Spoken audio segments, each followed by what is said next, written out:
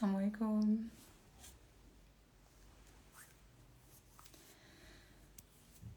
Salam alaikum wa rahmatullahi wa barakatuh. J'espère que vous allez bien. Alors, est-ce que Mayesha est parmi nous?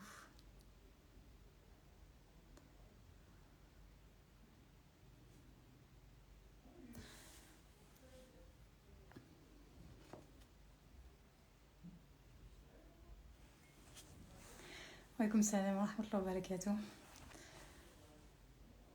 Ça va, alhamdulillah. Alhamdulillah.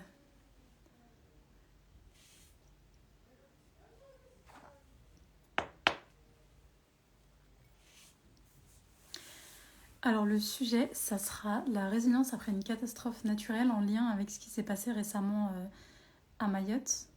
Et on va en discuter du coup avec la psychologue doctorante Mayesha qui est originaire de là-bas et qui a mis en place une cagnotte, mais aussi une récolte en physique dans le 91, je crois. Il me semble que c'est 91.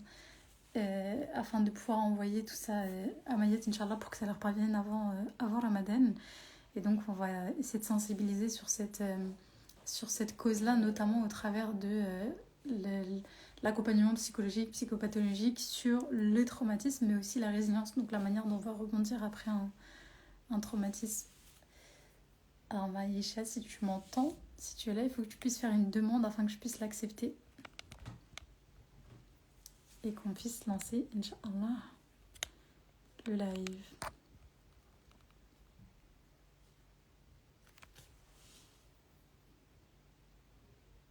Vous avez du nour dans les yeux. C'est la lumière. Elle est juste en face de moi. Je pense que c'est pour ça. Barakallahu fiki en tout cas.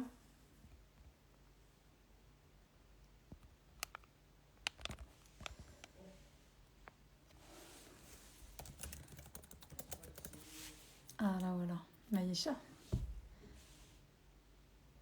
Hop.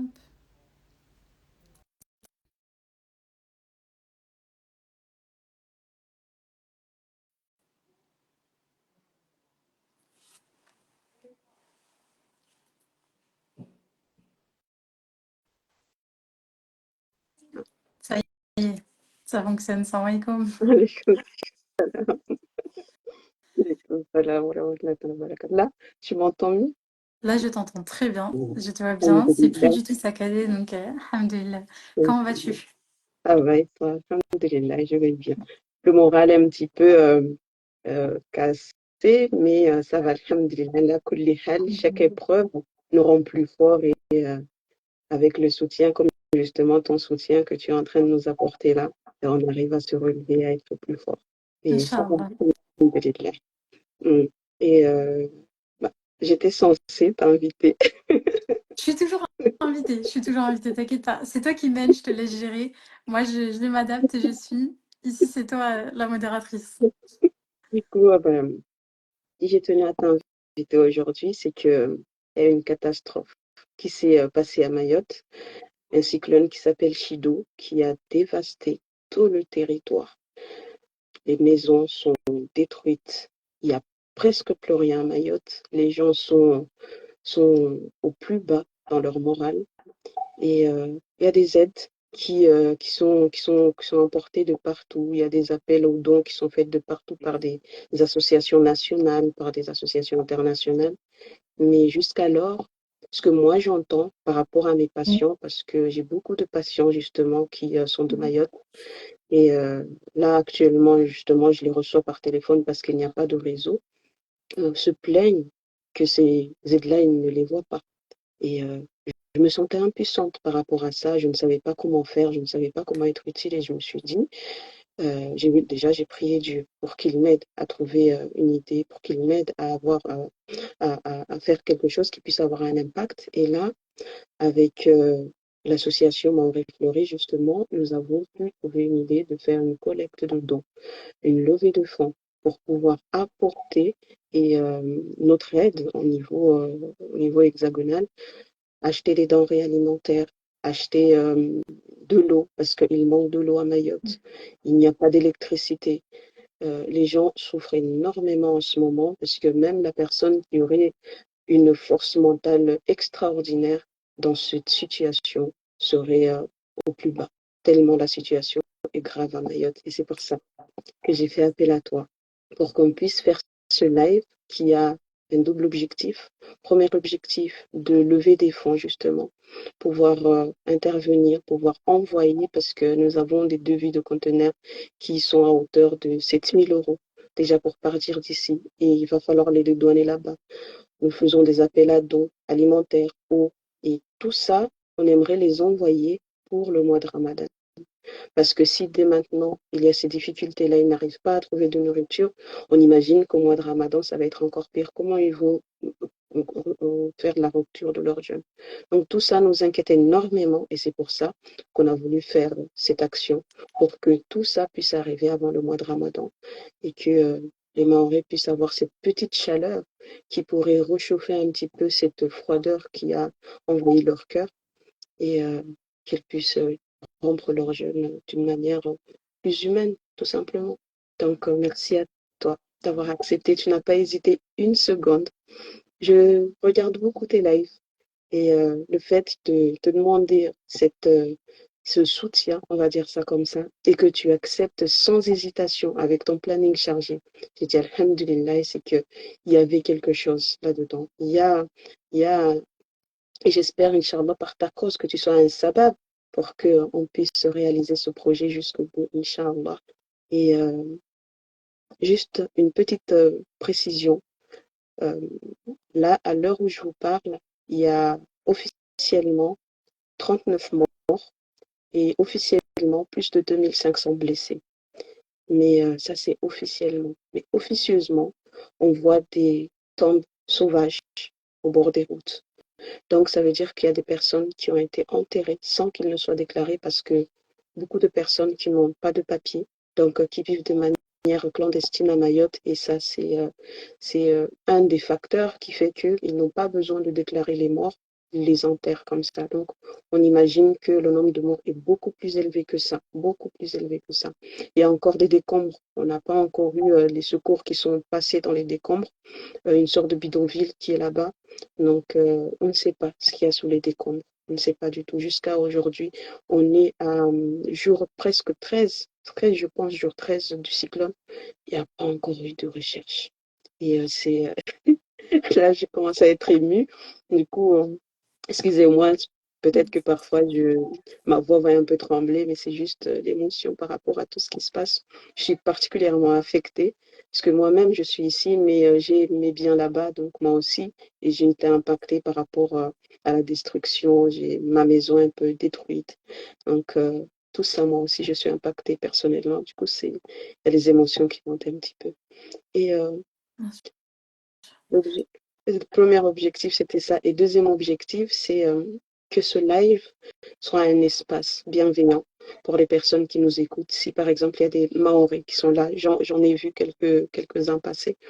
S'il y a des Maoris qui sont là, qu'ils entendent que voilà, il y a un soutien qui est là. Et par ta cause, qu'ils prennent conscience qu'on peut se relever après avoir vécu une telle catastrophe. Il y a ce qu'on appelle la résilience. On peut se relever et tu vas nous expliquer ce que c'est la résilience. D'où ma première question. J'aimerais d'abord que tu te présentes. D'ailleurs, moi, je suis Stanlati Mzehem. Sur Instagram, on m'appelle Maïcha Oudjama, mais je m'appelle réellement Stanlati Mzehem et je suis psychologue du développement. Et, et voilà, c'est pour ça que je suis là aujourd'hui. Je sais pas. Il y a des Barakallahu émotions. Non, non, mais faut pas t'excuser. Si tu sens venir l'émotion, faut la laisser s'exprimer. Tu sais bien, en tant que psychologue, il faut pas réfréner ça. Tu l'as dit toi-même. L'idée, c'est que ça soit un espace bienveillant. Donc, il n'y a pas de. Vraiment, je pense qu'on est là, déjà moi, ceux qui sont présents aujourd'hui, en train de suivre ce live aussi pour ça, pour vous accompagner dans nos doigts. Et tu m'as remercié, mais c'est à moi de te remercier, de me permettre de pouvoir être une cause de rire, si c'est possible, de pouvoir ne serait-ce que alléger un seul cœur, apaiser une seule âme. Alhamdulillah, c'est une chance qui m'est donnée à moi et non pas, et non pas à eux. Donc j'espère, Inch'Allah, que on pourra faire une levée de fonds aussi, aussi minime soit-elle, mais que ça soit avec l'intention de venir en aide à nos frères et sœurs à Mayotte, Inch'Allah, particulièrement pour ce mois de Ramadan. Donc, Barakallahu fiki à toi de mettre la lumière sur cet événement tragique et j'espère, Inch'Allah, que ça pourra avoir de la portée pour pouvoir sensibiliser les gens à cette problématique-là parce que tu as dit quelque chose de très juste sur la résilience, sur le fait que les catastrophes font partie des épreuves de la vie, elles comme beaucoup d'autres, mais c'est aussi celles qui vont venir forger notre résilience, aussi celles qui vont venir renforcer notre résilience, parce qu'une résilience, ça se renforce. Mais avant, je voulais juste répondre à ta question, tu m'as demandé de me présenter, je suis partie directement. Mais je m'appelle Hafsa, je suis psychologue aussi, psychologue clinicienne. Et je suis formée enfin encore étudiante, mais en sciences islamiques et en psychologie islamique, donc une approche qui va être bien plus globale de l'être humain, en particulier du musulman et particulièrement formée du coup à l'ethnopsychiatrie, donc la prise en charge psychologique et psychiatrique des personnes qui vont être d'une ethnie différente, et en TCC, thérapie cognitive et comportementale. Et c'est dans ce cadre-là que j'ai été sensibilisée au trauma, notamment, et à la prise en charge du trauma. J'ai déjà vu passer une question, on m'a demandé qu'est-ce que c'est que la résilience au final? Et c'est vrai, il faut commencer par le commencement. Je te laisserai renchérir ou en rajouter sur mes propos si tu penses qu'on peut les rendre plus intelligibles aux personnes qui nous écoutent aujourd'hui. La résilience, la manière dont je l'explique souvent, c'est comme un ressort. C'est vraiment comme un ressort. Donc, il y a une épreuve qui va venir, qui va nous compresser. Tu prends le ressort, t'appuies, t'appuies, t'appuies. T'es là, tu es en train d'encaisser, encaisser, encaisser. Et tu te dis, mais en fait, je vais jamais réussir à me sortir de ça, ou alors ça y est, ça m'a complètement cassé, ça m'a complètement brisé. Et c'est dès qu'on enlève la pression, le ressort, pouf, il va se relever à nouveau. Il va se relever, il va faire un bond, il va s'agrandir parce qu'il était complètement compressé par la pression et par l'épreuve. Et là, il va s'agrandir, il va permettre de rebondir pour avancer. C'est ça la résilience. C'est toutes les forces qu'on a internes en nous, mais aussi externes, donc nos proches, notre réseau social, nos amis, notre famille, mais aussi les aides, qu'elles soient nationales ou gouvernementales, qu'elles soient à titre individuel. Toutes ces choses-là, ça va se combiner pour faire notre résilience, notre capacité à rebondir après une épreuve, notre capacité à rebondir après un traumatisme. Donc j'espère déjà que c'est une définition qui est plutôt claire pour vous. Je laisserai du coup... Si je pourrais juste compléter par rapport à ce que tu as dit, c'est exactement ça. Et je viendrai aussi ajouter que il y a un traumatisme. Donc la douleur est là, elle existe réellement. Mais après, derrière, c'est la capacité de rendre cette douleur de manière positive et de se dire, mais grâce à cette douleur, je vais avoir un autre développement. Parce qu'elle fera partie de l'existence, elle fera partie de nous. Elle ne partira pas, elle est là, elle existe. Mais à partir de cette douleur, se relever et repartir sur un autre développement qui nous permet d'avancer et de continuer la vie en ayant appris de cette expérience très douloureuse de la vie. C'est très pertinent ce que tu rajoutes parce que je pense qu'il faut rajouter cette notion de la douleur ne partira pas. On dit que le temps fait passer les choses, mais en fait, ma conception, et Wallah alam, peut-être que je me trompe, mais ma conception de ce concept-là, c'est que c'est pas que la douleur qui diminue, c'est nous qui grandissons autour de la douleur. Donc la douleur reste la même, mais si on prend une feuille de papier et qu'on fait un gros cercle noir, il va prendre presque toute la feuille. Mais au fur et à mesure qu'on va avancer, au fur et à mesure, grâce à notre résilience, on va grandir, grandir, grandir. Et la douleur, elle va rester la même, mais elle va pas grandir. Mais c'est l'espace qui va s'agrandir. Et au fur et à mesure, ce point noir, il va prendre de moins en moins de place. Initialement, c'était le même, mais nous, on a grandi autour de ça.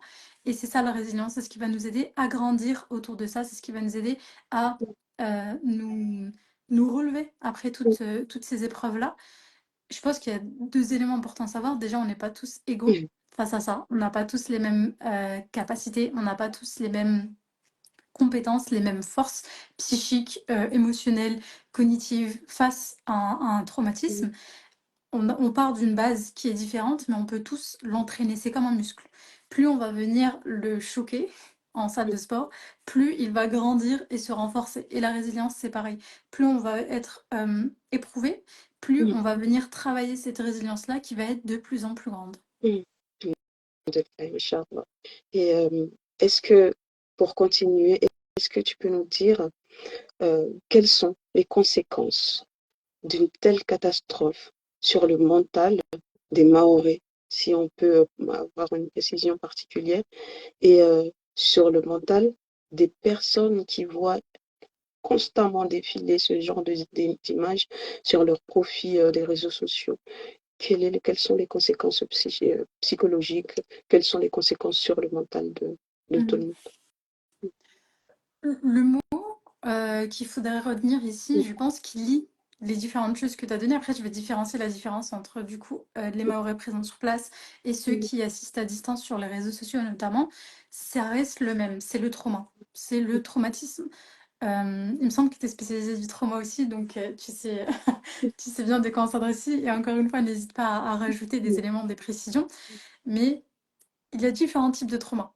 Il y a différentes sortes de traumas, de traumatismes. Là, on va se concentrer sur ce qu'on appelle les traumatismes avec un grand T.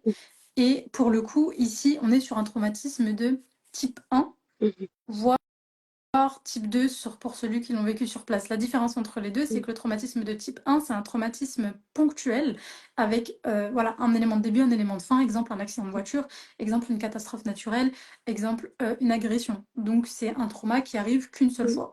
Tandis qu'un traumatisme de type 2, c'est un traumatisme qui va se répéter, répéter, répéter, comme du harcèlement, comme de la maltraitance.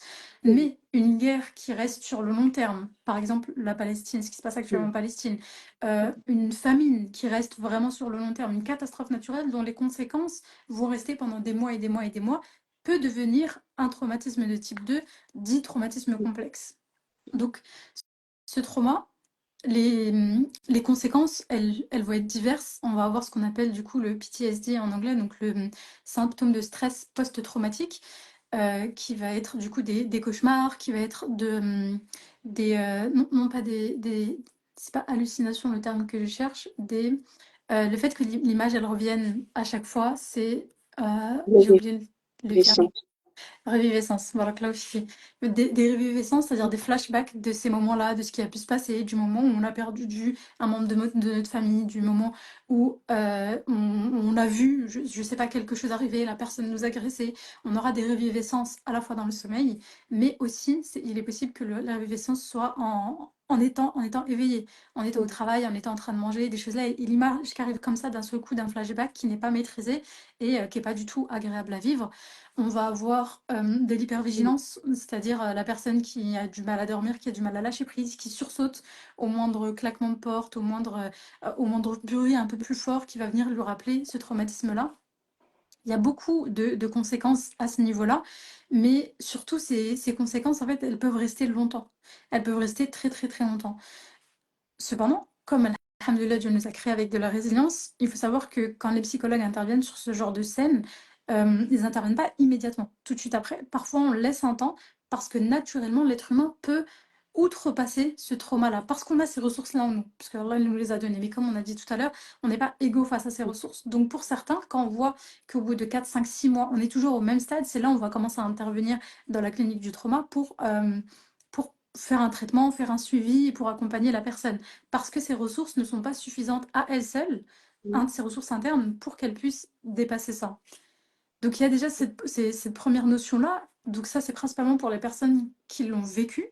Mais j'aimerais rajouter deux autres particularités du traumatisme. Le traumatisme vicariant. Le traumatisme vicariant, c'est un traumatisme qui est transmis non pas par les personnes qui ont vécu la chose, mais par les personnes qui vont être proches de ceux qui ont vécu la chose. Les familles, notamment. Donc, par exemple, là, les familles qui sont en France et dont certains membres ont souffert ou ont peut-être été blessés là pendant cette catastrophe naturelle-là à Mayotte. Ou les sauveteurs, par exemple, les sauveteurs, les psychologues, toutes ces personnes qui vont être soumises au stress de la personne qui a vécu son PTSD, donc son syndrome de stress post-traumatique. Parce que la personne est victime de ça, elle est en état de choc, elle va être en boucle sur ces éléments-là, et elle va en parler, en parler, en parler, elle va faire des cauchemars, elle peut avoir des terreurs nocturnes, toutes ces choses-là, et il y a sa famille qui va assister à ça. Il y a les soignants, il y a les bénévoles qui viennent aider, qui vont assister à ça. Et ils peuvent être eux aussi traumatisés sans avoir vécu directement l'événement traumatique. Mais ils vont être traumatisés, pourquoi? Par transmission du récit mm, traumatique. Donc ça, c'est le deuxième type de trauma qu'on peut avoir. Donc encore une fois, le trauma direct, en l'occurrence ici de type 1, le mm, trauma vicariant, donc on va dire le premier cercle, les personnes qui entourent et qui sont en contact direct avec les victimes. Et enfin, on va avoir le traumatisme collectif. Je pense mhm, qu'ici, il a toute sa place. mm, La différence entre le traumatisme individuel et le traumatisme collectif, c'est généralement à peu près les mêmes symptômes, mais en fait, il faut comprendre l'être humain un petit peu comme un oignon. J'utilise souvent cette image de l'oignon. Donc, il y a moi, Hafsa, et mm, mon moi égocentrique. Mon moi égocentrique, c'est mes projets personnels, c'est mes besoins personnels, c'est je sais pas, le fait que j'ai envie d'un gâteau au chocolat, le fait que j'ai envie d'être psychologue, le fait que j'ai envie d'aller voyager là-bas. Ça, c'est mes projets à moi individuels, mm, c'est mon moi égocentrique. Et ensuite, il y a mon moi collectif.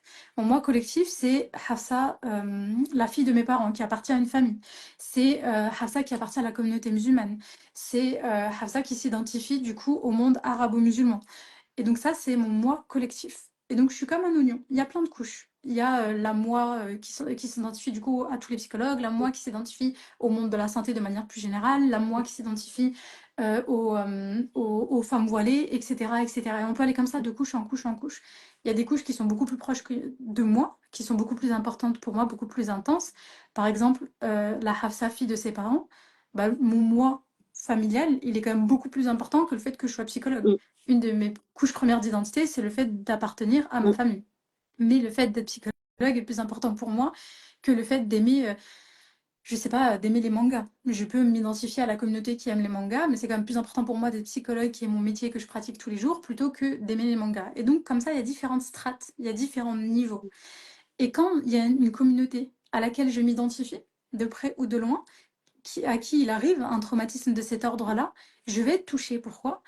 Parce que, un, je m'identifie à ces gens-là, ces gens que je vois sur les vidéos en train de pleurer, en train de chercher leurs enfants, en train d'être terrifiés par ce qu'ils ont vécu.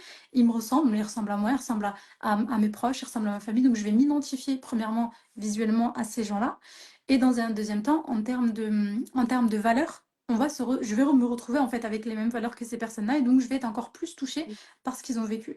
Et cette image cette version de moi, cette couche de moi qui est là pour le coup bah, la Hafsa mm, musulmane qui partage du coup la douleur de ses confrères et consoeurs à Mayotte, elle va être réactivée et elle va se rapprocher au plus proche de l'intensité de mon identité. Pour donner un exemple qui parle, ça va être par exemple ce qui s'est passé avec la Coupe du mm, Monde. La Coupe du Monde, le Maroc, ça a été un petit peu l'effervescence parce que c'était un pays du tiers-monde qui était en train d'arriver presque, enfin qui était en train de battre des grands pays. Et il y a plein de personnes qui se sont identifiées ouais, aux victoires du Maroc parce qu'ils appartiennent aussi à un pays du tiers-monde, parce qu'ils sont aussi originaires d'un pays du tiers-monde. Et donc à ce moment-là, leur identité première, c'était j'appartiens à un pays du tiers-monde, j'appartiens au Maroc, j'appartiens au Maghreb. Et ça, c'était plus important pour eux qu'une autre identité. Et donc c'est devenu c'est venu se réactiver. Et donc, il y a eu ce moment d'effervescence où toutes les personnes qui habitaient, enfin, qui vivaient ou qui étaient d'un pays proche du Maroc, dans le terme économique et social, s'est réactivé. Et à la fin de la Coupe du Monde, cette identification-là, elle est redevenue neutre, elle est redevenue normale, et c'est leurs autres identifications familiales, professionnelles, amicales qui a pris le dessus. Donc, dans le cadre d'un traumatisme, d'un événement comme celui-là, en tant que communauté, on va être touché à différents degrés. Selon, par exemple, toi, tu vas être beaucoup plus touché que moi. Pourquoi? Tout simplement parce que ta famille est là-bas, parce que tu y as vécu, parce que tu connais. Donc, ça va venir réactiver plein de choses en toi. Et moi, ça va venir réactiver mon identité de musulmane. Ça va venir réactiver à un moindre niveau uniquement mon identité de personnes humaines qui va venir compatir avec des personnes qui sont victimes d'un tel événement. Je sais pas si c'était clair, du coup. mm. Oui, c'était très clair, c'était très clair. Barakallahu fikum, Allahumma barik. Et est-ce que tu peux nous dire pourquoi il est important de travailler sa résilience dans ce cas de figure lorsqu'on a vécu un traumatisme de cette ampleur? Pourquoi il est important de travailler sa résilience? Oui.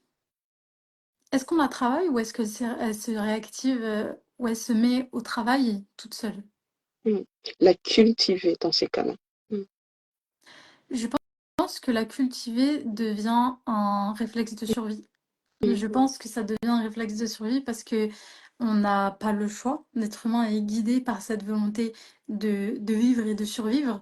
Ça fait partie de notre ADN, c'est dans nos gènes et c'est pour ça qu'Allah subhanahu wa ta'ala nous a créés. Et donc à ce moment-là, on peut pas, à mon sens, on ne peut pas faire autrement que cultiver, nourrir, entretenir cette résilience-là. Mais ça va quand même demander un travail à soi-même, parce que certaines personnes ne vont pas réussir à faire ce travail et peuvent rentrer dans des dépressions, peuvent rentrer dans des éléments où ils vont rester bloqués un petit peu dans cet événement traumatique sans réussir à avancer. Et c'est là que la cohésion sociale est importante. Parce que si on ne se sent pas tiré par d'autres, qui viennent prendre la relève, qui viennent dans ce moment où non, on peut pas, en fait. Psychiquement, on est tellement, il y a tellement trop à porter que c'est trop dur pour notre psychisme. Mais des fois, c'est difficile. On a besoin que la communauté, on a besoin que notre famille, on a besoin que des bénévoles, on a besoin que l'État vienne nous aider et nous tirer, nous accompagner pour nous sortir de là. En fait, c'est comme si on a besoin d'une impulsion pour pouvoir, nous, à nouveau, ensuite repartir et démarrer. Donc, l'importance de travailler sa résilience dans ce cas-là, c'est je pense que déjà, se rendre compte qu'on est résilient. Se rendre compte qu'on est résilient, se rendre compte de ce qu'on a traversé, se rendre compte qu'on a réussi à passer au-delà de ça. Deuxièmement, je dirais s'en remettre à Allah subhanahu wa ta'ala, parce que le commencement et la fin reviennent à lui, de toute façon, parce que ces épreuves, il la voit, il la connaît, il le sait, et que si elle est arrivée dans notre vie, dans notre parcours de vie à ce moment précis, c'est pour une raison. Et se rappeler de ça, ça nous permet de repartir avec résilience, parce que ça nous permet de nous dire que si Allah subhanahu wa ta'ala m'a mis dans cette situation, c'est pas pour rien. C'est pas pour rien, c'est qu'il y a un khir pour moi. Et je le vois peut-être pas du tout à l'instant T. Et je le verrai peut-être pas non plus à J+15, J+30, J+60. Mais à un moment ou à un autre, ça va réapparaître. Et le fait d'être persuadé que cette épreuve-là est un bien pour moi me permettra de la traverser en étant plus fort, tout simplement. Wallahu alam. Et c'est très important, si je peux me permettre d'ajouter, parce que je pense que j'apprécie beaucoup l'histoire de Mariam. Et justement, par rapport à cette importance de travailler sur sa résilience, lorsqu'on regarde bien Mariam, quand elle s'est trouvée dans cet endroit-là toute seule, le soutien a été très important. On ne le dit pas souvent, mais ce qui s'est passé là, c'est vraiment la relation qu'elle a eue avec le Tout-Puissant, Allah subhanahu wa ta'ala. Donc cette relation, le fait que déjà Allah lui ait mis cette résilience dans son cœur pour qu'elle puisse affronter, être résistante à cette épreuve, mais en même temps le fait qu'elle cherche la relation de manière extérieure, en parlant à Dieu, en cherchant son soutien directement. Et lorsque Dieu s'est adressé à elle, et dans ces cas-là, elle a réussi par rapport à la relation, par rapport au soutien. Et c'est pour ça aujourd'hui que je t'ai remercié tout à l'heure. C'est important ce soutien-là. On ne se rend pas compte, mais que ce soit le soutien de la famille, le soutien des amis, le soutien même des réseaux sociaux, le fait de suivre des pages ou des informations qui parlent de contenu positif, contenu qui permettent de trouver des solutions pour se sortir de cette situation que d'aller revivre chaque instant, à tout moment, les images catastrophiques, les images chaotiques. Donc, c'est ce soutien-là qu'il faut plutôt aller chercher pour pouvoir se relever dans ce genre, de situation, Inch'Allah. Je ne sais pas si j'ai été claire parce que, comme depuis tout à l'heure, je suis submergée par les émotions. J'ai l'impression que je ne retrouve même pas mes mots. Si, c'est très très clair. Et tu sais, là, je refais un parallèle, le fait que tu évoqué l'histoire de Maryam, radiallahu anha. Quand on regarde au moment où elle s'est retrouvée du coup dans ce désert et pour accoucher toute seule, sans savoir ce qu'il allait arriver d'elle, ce qu'il allait arriver de son enfant, à ce moment-là, ce qui s'est passé, c'est qu'elle a demandé de l'aide. Allah subhanahu wa ta'ala. Effectivement, elle l'a dit, en fait, là, je ne peux plus, j'ai besoin d'aide. Et qu'est-ce qu'il lui a envoyé dans un premier temps, avant les différentes étapes pour ceux qui ont vu de la conférence, je pense qu'ils savent de quoi je parle, mais qu'est-ce qu'il lui a envoyé dans un premier temps? Il lui a mis un ruisseau à proximité et des dates. Et là, il y a deux éléments, je trouve, hyper importants à souligner. C'est que, premièrement, les dates, Allah subhanahu wa ta'ala aurait pu le faire apparaître devant elle, aurait pu le faire apparaître dans sa bouche, aurait pu faire en sorte mm, qu'elle ne ressente pas la sensation de faim. Et il l'a fait avec le prophète, son fils, le prophète Isa, alayhi salam, par la suite, lorsqu'il fera apparaître le banquet, donc la grande table pleine de nourriture. Donc il aurait pu faire apparaître ça. mm, Mais il l'a pas fait. Il l'a pas fait, il lui a dit secoue le palmier. Il lui a demandé d'aller faire les mm, causes. Il lui a demandé d'aller faire les causes afin qu'elle puisse mm, recevoir le soutien dans la planète. Alors que encore une fois, il aurait pu lui faire apparaître directement, parce que mm, c'était quand même une femme en train d'accoucher. Il n'y mm, avait pas de péridurale, on était dans le désert, il devait faire des 35-40 degrés, elle était seule, elle avait mal, et il lui mm, demande quand même de faire cet effort-là. mm, On sait bien qu'en réalité, c'est pas elle qui a fait tomber les dates, parce que un palmier, c'est absolument énorme. Avec sa force, même un homme en pleine forme aurait beaucoup de difficultés à secouer un palmier pour faire tomber des mm, dates. Je pense que c'est même pas possible. Mais il voulait quand même qu'elle fasse cette cause. Il voulait quand mm, même qu'elle fasse cette cause et qu'elle demande. Et c'est ce qu'elle a fait à ce moment-là, mm, et donc il l'a nourrie. Et là, du coup, je souligne le fait que tu disais tout mm, à l'heure qu'ils avaient pas de quoi boire, qu'ils avaient mm, pas de quoi manger. Et quand Maryam radhiyallahu anha s'est retrouvée dans une situation difficile, qu'elle a demandé mm, de l'aide, la première chose que lui a donné Allah subhanahu wa ta'ala, c'est de quoi boire et de quoi manger. Et là, je fais le parallèle avec la pyramide de Maslow, la pyramide de besoins des êtres humains. Euh, on est dans une société actuellement, nous ici en France, on va vouloir parler de développement de soi, développement personnel.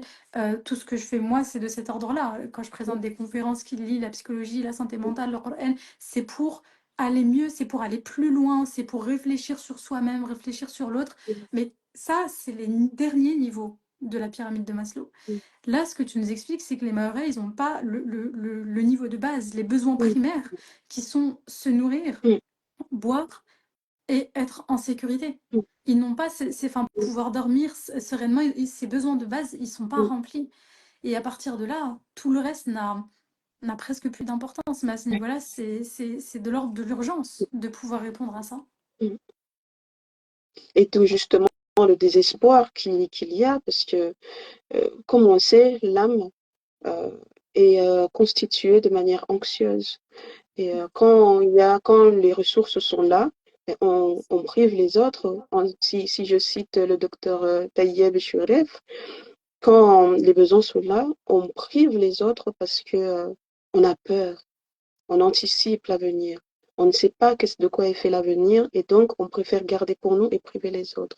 Et quand ce n'est pas là, quand on n'a pas, quand il y a le vide total, ben, on devient anxieux parce que on ne sait pas. On ne sait pas comment est-ce qu'on va faire, comment est-ce qu'on va s'en sortir. Et sous l'état des émotions, on a parfois tendance à oublier que le Tout-Puissant est le seul qui puisse nous sortir de ce genre de situation. Et on perd espoir. Ça, c'est quelque chose que j'aimerais aussi que tu nous expliques. Pourquoi, dans ces cas-là, c'est conseillé et c'est important de garder espoir. Parce que sans espoir, pourquoi on continuerait? Mm, Si on est croyant et qu'aujourd'hui, si on mm, se lève à 4 heures du matin pour prier, si on mange pas de la journée, si on donne de l'argent aux gens qu'on connaît même pas, si on fait toutes ces choses-là, c'est par espoir. Par espoir que ça soit accepté par Allah subhanahu wa ta'ala, par espoir que ça nous revienne yawm al-qiyamah, par espoir que on soulage un croyant et que du coup, un autre croyant viendra nous soulager le jour où nous, on aura besoin. Et je dis croyant parce qu'il y a cette idée de chaîne communautaire, ce hadith du prophète sallallahu alayhi wa sallam qui dit que la communauté est comme un seul corps. Si c'est la main qui se brûle, c'est le cœur qui souffre. Mais en réalité, on peut parler d'humanité aussi, tout mm, simplement. Venir aider une personne, quelle que soit sa croyance, quelle que soit sa religion, quelle que soit son origine, en espérant quand le jour où on sera nous dans le besoin, ce bien nous reviendra. Si on n'a pas d'espoir,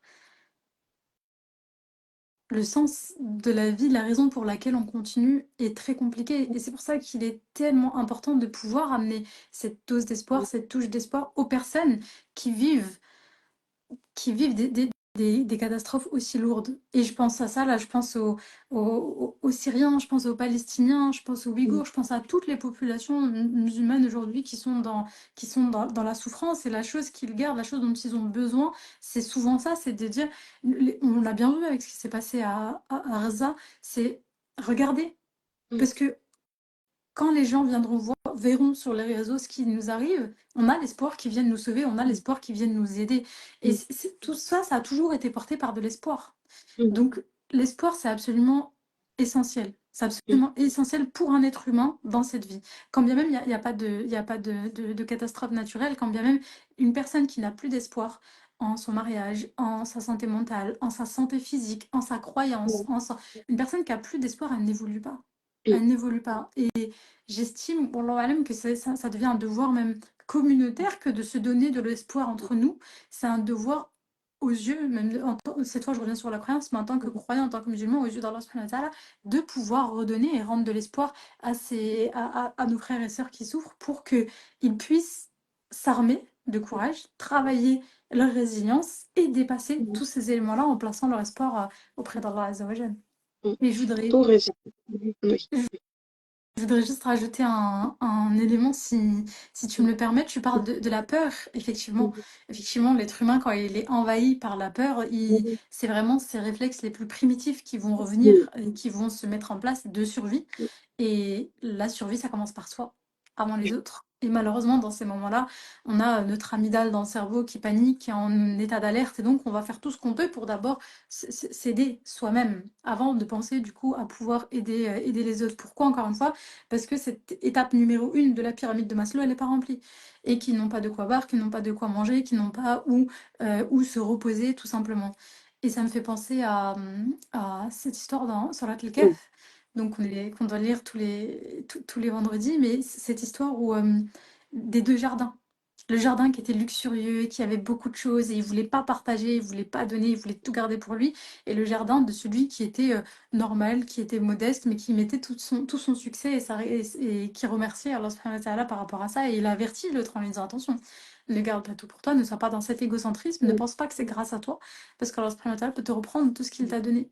Et l'autre ne l'a pas écouté, et c'est ce qui s'est passé. Il a été puni par Allah Azza wa Jal, qui lui a du coup fait disparaître, enfin, qui a fait venir littéralement, je pense, une catastrophe naturelle dans son jardin, et qui a tout enlevé, toutes ses récoltes sont parties à l'abandon parce qu'il n'était pas dans cet esprit de partage, parce qu'il n'était pas dans cet esprit de reconnaissance. Et de se rappeler qu'aujourd'hui, si nous, on a, c'est pas grâce à nous.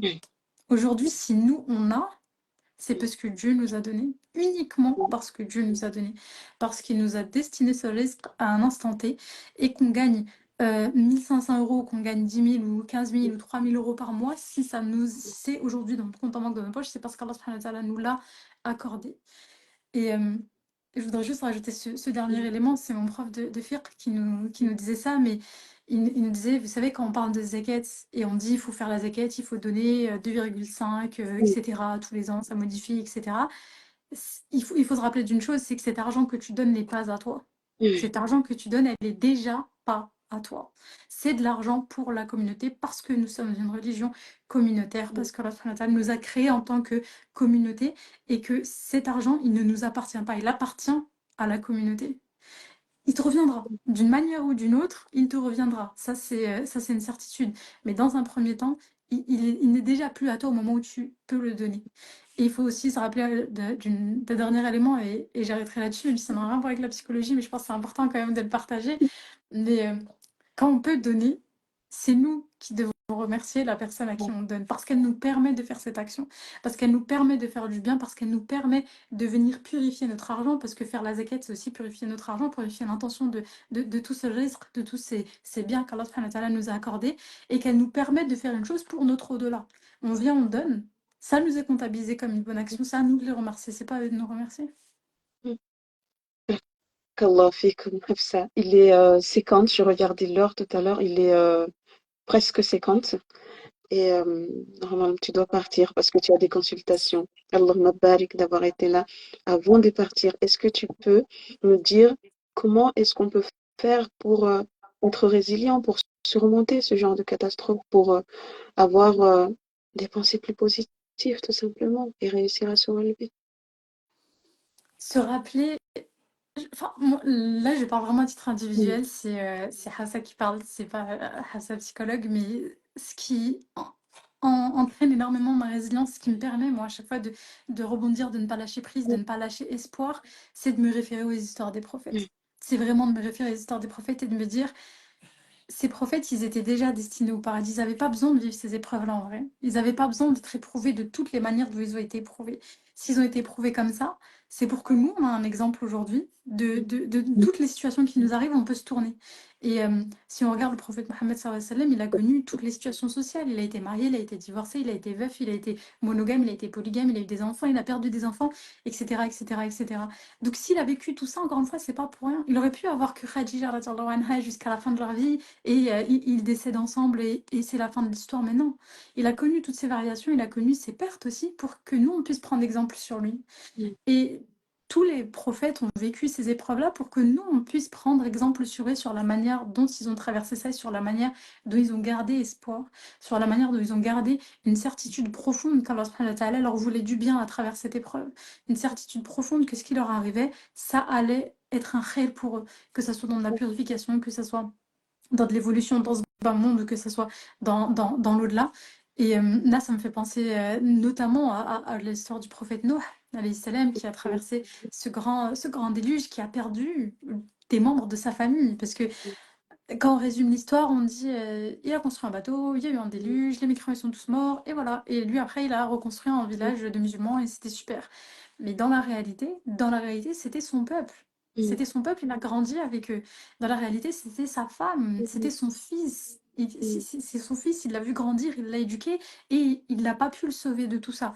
Donc comment est-ce qu'il a réagi quand il a perdu quand il a perdu ses proches-là dans cette catastrophe naturelle? Comment a réagi le prophète Ibrahim alayhi salam lorsqu'il a été malade? Comment a réagi vraiment lorsqu'il a perdu aussi tous ses biens? Et vraiment regarder dans les histoires des prophètes ce qu'ils ont réussi à mettre en place. Et toujours, toujours, toujours se rappeler que si ça nous arrive, c'est qu'il y a une source de khair. Il n'y a qu'une seule... Absolument tout passe dans ce bas monde. Vraiment tout. La plus pire des épreuves, elle va finir par passer. Ça va finir par passer. Dans quelques années, vous allez vous retourner et vous allez vous dire, c'était un truc de fou. J'aurais jamais pensé que je pourrais reprendre une vie à peu près normale. Je pourrais reprendre une vie à peu près, enfin, où je me sens bien, où je me sens mieux, où j'ai de nouveaux espoirs et où j'ai d'autres objectifs dans le futur. Mais ça va arriver. Et garder cette certitude-là et garder ce bon soupçon de cet avenir que Allah Azza wa Jal nous accueille nous a promis et est en train de nous accorder, je pense que c'est la meilleure manière de venir travailler sa résilience. Inch'Allah. Inch'Allah, fikum, Allahumma barik. Pour rebondir à l'histoire de Nour, justement, c'est à peu près la même chose. Pas exactement de la même manière, mais on peut le voir ainsi. Et lui, il a perdu des membres de sa famille, il a perdu tout son village, il a perdu un peuple, comme plus ou moins ce qui se passe à Mayotte actuellement. Et il a quand même réussi à se relever grâce à Allah. Il a quand même réussi à se relever et à reconstruire, à reconstruire. Et c'est ce que nous devons faire, Inch'Allah, avec l'aide de Dieu, avec la permission de Dieu, et se dire pour finir que chaque épreuve nous rend plus forts, comme je l'ai dit au début. C'est la solidarité qui nous permet, la solidarité et le soutien qui va nous permettre de pouvoir nous retourner et de nous relever. C'est pour ça qu'on compte sur vous, Inch'Allah, pour faire des dons. Si vous voulez, c'est à Fleury-Mérogis pour les denrées alimentaires, pour l'eau. Et si vous ne pouvez pas vous déplacer par la cagnotte que vous trouverez dans ma bio, Inch'Allah. Et que Dieu vous récompense pour l'aide que vous allez nous apporter. Que Dieu te récompense. Hafsa, même si tu dis que c'est nous qui t'offrons cette possibilité, mais Allahumma barik, Hafsa. Tu es une personne merveilleuse. Alhamdulillah. Barakallahu fik, encore une fois à toi vraiment pour cette opportunité-là et j'invite toutes les personnes qui nous regardent là aujourd'hui à ne pas hésiter à partager la cagnotte. Si vous ne pouvez pas donner, le partage c'est déjà un don. Peut-être que vous ne pouvez pas donner, peut-être que vous serez la cause d'une autre personne qui pourra mettre 1 euro, 10 euros, 100 euros, on ne sait pas. Mais en tout cas, n'hésitez pas à faire ce partage-là. Je vais le mettre aussi le lien dans ma bio, Inch'Allah, et je le partagerai en story là, dès qu'on a fini. Et qu'Allah accepte le fait qu'on se retrouve ici tous ensemble pour parler de lui, pour parler de ça. Qu'Allah accepte vos dons, qu'Allah accepte nos doigts, qu'Allah facilite à tous les mauvais, qu'Allah facilite à ceux qui veulent les aider, qu'Allah facilite à ceux qui souffrent, que ce soit physiquement, que ce soit psychiquement, à ceux qui sont inquiets pour leur famille, à ceux qui sont inquiets pour leurs proches, à ceux qui sont inquiets pour leur avenir, et leur accorde, Inch'Allah, une issue favorable. Barakallahu fiki encore une fois à toi pour ton invitation. Je remettrai le lien là en replay, le live en replay, Inch'Allah, dès qu'on a fini. Et je vous souhaite de passer une belle soirée. À à toi tous. également. Merci pour votre Mm. À vous présence tous. et à très bientôt, Inch'Allah. Assalamu alaikum wa rahmatullahi wa barakatuh. Wa alaikum salam wa rahmatullahi wa barakatuh.